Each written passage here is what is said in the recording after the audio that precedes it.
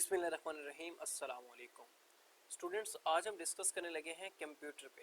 Computer का portion बहुत ही important होता है किसी भी टेस्टिंग एजेंसी के पूछे जाने में। एमसीक्यूज में सबसे अहम किरदार अदा करता है।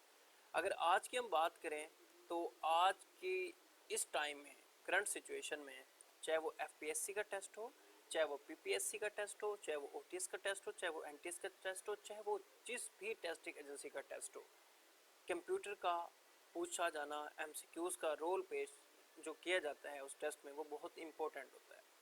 क्योंकि कंप्यूटर के जो एमसीक्यूज़ का रोल है वो पेपर में जान डाल देता है।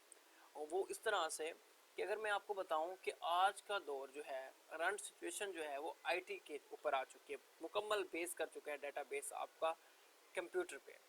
तो इसको बेसिक से हाई लेवल तक लेके जाना ये मेरा फ़र्ज़ था।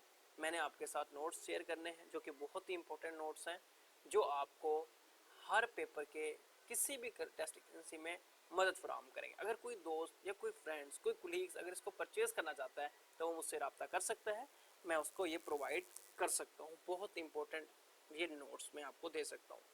देखिए, सबसे पहले हम डिस्कस कर लेते हैं कंप्यूटर पे। ठीक है, आजकल आईबी के एग्ज़ाम चल रहे हैं, इंस्पेक्टर एफआई के एग्ज़ाम चल रहे हैं और दूसरे भी एग्ज़ाम चल रहे हैं, तो उनके लिए बहुत फ़ायदेमंद है। आप अपना टाइम वेस्ट मत करें, आप वो डाटा पढ़ें जो लिमिटेड डाटा है, जो आपके लिए ही बनाया गया डाटा। आप अपना टाइम बिल्कुल भी ज़ाया ना करें। देखिए, सबसे पहले हम डिस्कस कर लेते हैं computer. Computer is an electronic machine used to solve different problems according to a set of instruction given to it. A computer can accept data, process data into useful information and store it for later use. Computer जो है वो electronic machine है जो कि problem solve करती है। जो भी हम उसको इंस्ट्रक्शन देते हैं कंप्यूटर को, मैं आसान से लफ्ज़ों में आपको बताता हूँ, वो सिर्फ सॉल्व करके हमें उसका सोल्यूशन देती है। हम इस तक हम उसको किस बात में देते हैं, हम उसको डाटा फैक्ट्स एंड फिगर्स में देते हैं, ठीक है ना, जिसमें हम उसको डाटा देंगे, वो प्रोसेस करेगा और उसके बाद वो हमें इन्फॉर्मेशन देता है और बाद में उसको स्टोर करता है। अगर हम कंप्यूटर जो कि हम जिसके ऊपर हमने डिस्कस करना है, अगर हम इसकी हिस्ट्री के बारे में देखें कि आखिर ये कंप्यूटर बना किस लिए था और कंप्यूटर को आइडिया आया किस तरीके से था, बनाया किन लोगों ने था, आपने सबसे पहले बेसिक स्टार्ट करनी है। ये नहीं कि कंप्यूटर पकड़ लिया, कंप्यूटर में कौन से सॉफ्टवेयर है, कौन से हार्डवेयर है, कंप्यूटर की कौन सी लैंग्वेजेस हैं, ये चीज़ें आपने करनी है, ज़रूर पढ़नी है, आपको पता भी होना चाहिए। लेकिन सबसे पहले आपको ये पता होना चाहिए कि आखिर इसके पीछे हिस्ट्री क्या है। ठीक है, आखिर ये कंप्यूटर आज इतना हाई लेवल पर पहुंच चुका है, इसके पीछे हिस्ट्री क्या है, आपको इसके बारे में थोड़ा सा नॉलेज होना चाहिए, जो आपको नॉलेज गेन करना है।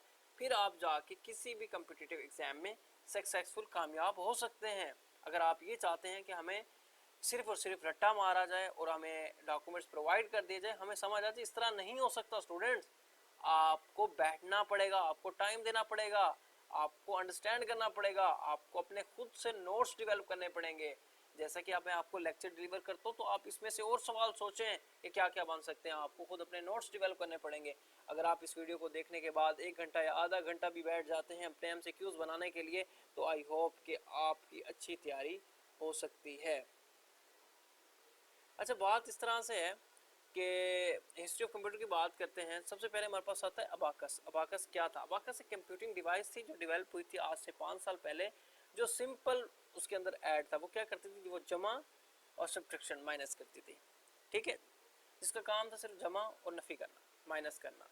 इसी तरह जो न्यूपर बॉर्न है, जो कि एक मैथमेटिक्स था, उसने क्रिएट किया एक लोगारिथम टेबल जो सोल्यूशन देता था, जो कैलकुलेशन करता था, वो भी उसने भी यही डिवाइस बनाई थी। उसके बाद आया पास्कल। ठीक है, अब आपसे वो पूछे जा सकते हैं एमसीक्यूज में कि अबाकस का क्या रोल है, अबाकस क्या चीज़ है, जॉन न्यूटन ने क्या चीज़ ईजाद की, वो कौन था, पास्कल क्या था, कौन था। ठीक है ना, ये फ्रेंच मैथमेटिक्स था, इसने जो है मशीन बनाई थी 1642 में, जिसको आज पास्कलियन कैलकुलेटर भी कहते हैं हम। ठीक है, उसके बाद वोनली बॉन्स कौन था? ये जर्मन साइंटिस्ट था जिसने डेवलप किया कैलकुलेट मशीन 1694 में, 1642 में जो पास्कल का था। उसके बाद वो न्यू लिबेंस का था आ गया। उसके बाद ये पहला इसने कैलकुलेटर जो है वो मल्टीपल और डिवाइड वाला बनाया था। ठीक है, और ये पास्कल की तरह ही था कैलकुलेटर, एक्यूरेट, रिलेबल था। उसके बाद है चार्लिस। ठीक है ना, चार्लिस की बात करें तो ये फ्रेंच साइंटिस्ट था जिसने डेवलप की थी एक मशीन जो कि परफॉर्म करती थी एडिशन, सब्ट्रैक्शन, मल्टीप्लिकेशन, डिवीजन। ठीक है ना, सबसे पहले आप बेसिक को देख लें चार्लिस का। उसके बाद पंच बोर्ड आया। ये एक फैन इंजीनियर जो सपोज था जिसने डेवलप किया था पंच बोर्ड सिस्टम, और इसने जो है ना स्पेसिफिक पैटर्न जो है ना बनाए थे, और ये सिस्टम को बहुत अच्छा यूज़ करता था कंप्यूटर डिवाइस में। अच्छा जी, उसके आगे चलें तो चार्ल्स बाबेज, बहुत पूछा जाने वाला ये एमसीक्यूज़ है, बहुत ज़्यादा पूछे जाने वाला, और इसके MCQs hard testing and CSS level तक भी पूछे जाते हैं। 1822, ये चार्ल्स बाबेज है एक मैथमेटिक का, इसने ये चार्ल्स बाबेज इसने इन्वेंट किया था डिफरेंस इंजन मैथमेटिकली कैलकुलेशंस के लिए, मैथमेटिकल कैलकुलेशंस इसने बनाए थे। से 1842 में इसने एनालिटिकल इंजन भी बनाया जिसको ऑटोमेटिक मशीन का नाम दिया इसने। चार्ल्स बाबेज को भी हम फादर ऑफ कंप्यूटर कहते हैं। मोस्ट इंपोर्टेंट एमसीक्यूज पूछा जाता है कि चार्ल्स बाबेज कौन था, चार्ल्स बाबेज को हम क्या कहते हैं, चार्ल्स बाबेज ने क्या इन्वेंट किया, ठीक है ना। चार्ल्स बाबेज ने डिफरेंट इंजन, ठीक है, और इसके अलावा एनालिटिकल इंजन, ये हम चार्ल्स बाबेज ने जो है वो डेवलप किए थे, ठीक है। और जो इजाद इन डिफरेंट इंजन को डेवलप जो एनालिटिकल इंजन किया था, इसको फादर ऑफ कंप्यूटर कहते हैं।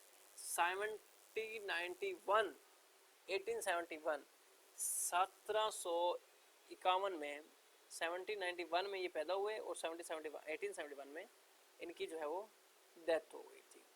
अच्छा जी, हरमन हॉलरेन जो हैं वो क्या है, 1989 में अगर देखा जाए तो इन्होंने एक आइडिया पंच कार्ड का दिया था कंप्यूटर के अंदर, जो कि हम पंच कार्ड कंप्यूटर के फ्रंट इनपुट आउटपुट के लिए हम यूज़ करते हैं।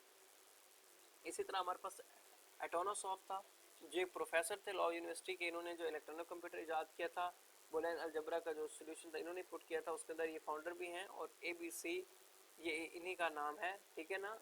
ABC जो आता है एमसीक्यूज, तो इन्होंने क्या ये लॉ अलजेब्रा बुलियन का इन्होंने ही सक्सेसफुली प्रोवाइड किया था। ये बहुत इंपॉर्टेंट एमसीक्यूज है ABC, एटोनोसॉफ्ट and berry computer.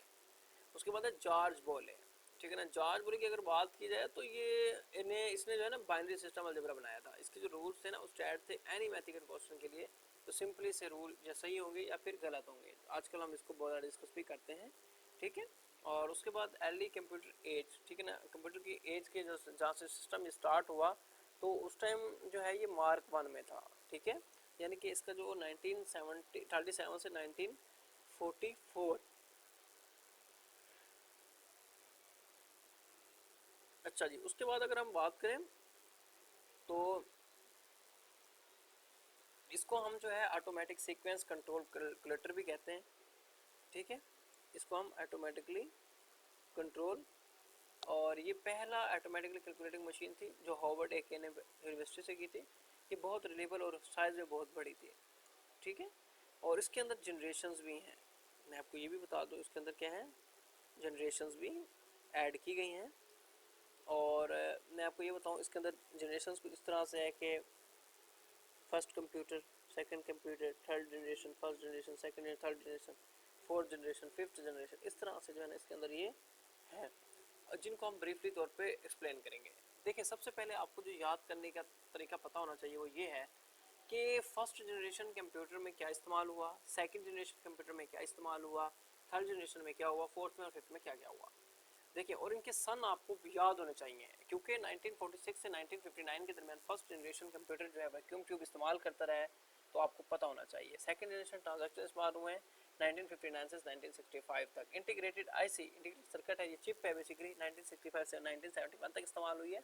Micro processor 1971 से 1980 तक ये इस्तेमाल हुआ है। और आर्टिफिशियल इंटेलिजेंस की बात करें तो 1980 से लेके आज तक अपसोन वर्ल्ड जो है वो इस्तेमाल की जा रही है, ठीक है।